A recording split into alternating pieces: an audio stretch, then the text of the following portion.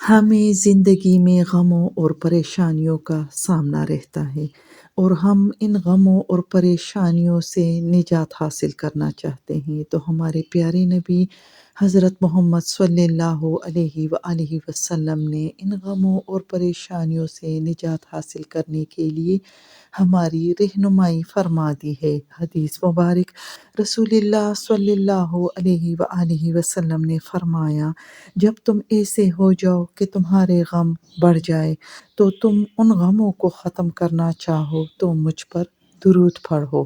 آئیے درود پڑھنے کا اہتمام کرتے ہیں۔ اللہم صلی علی محمد وعلی آل محمد کما صلیت علی ابراہیم وعلی آل ابراہیم انک حمید مجید۔ اللہم بارک علی محمد وعلی آل محمد کما بارکت علی ابراہیم وعلی آل ابراہیم انک حمید مجید۔